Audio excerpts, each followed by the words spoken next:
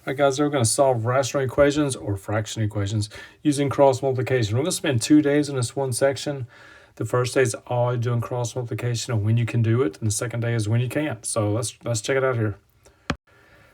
First of all, you are allowed to do cross multiplication when you have one fraction on each side of the equal sign, and that's all that's there. Like if you look at the left side, it's 3 over x plus 1. That's one fraction. Look at the right side, it's 9 over 4x plus 5. That's one fraction.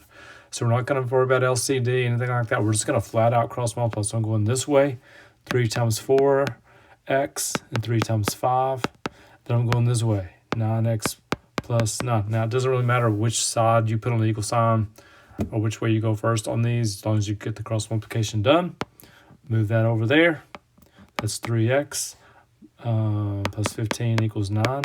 Also, just remember, I forgot to do one thing I need to do in the first step. Move the 15 over, that's -6. I get x equals -2. Now, before I circle that, what I should have done when I first started is think about what x cannot equal. Remember, the denominators can never be 0. So if I'm looking at the left-hand side, I know x can't be -1, no matter what answer I get.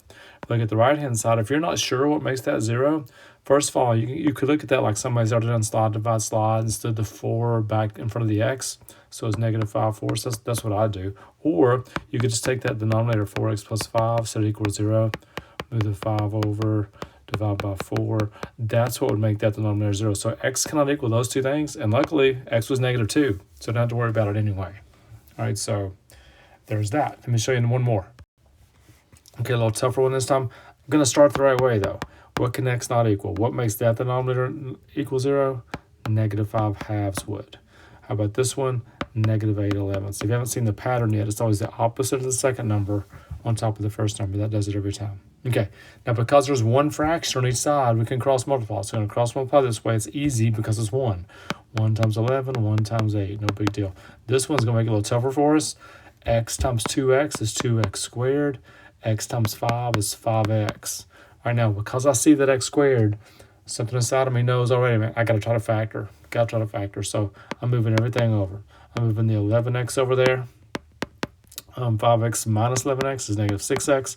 I'm moving the 8 over there. That's -8. Now, the next thing I notice is all three of those terms are even. And because they equal 0, I can just divide both sides by 2. I'll show you it too. I'm not usually going to show that to you. And that side's still 0. Basically, what I'm doing is I'm taking a 2 out of all these terms to make it easier to factor. So let's factor that. That's going to be x minus 4 and x plus 1, which gives me two answers. It gives me +4 and -1.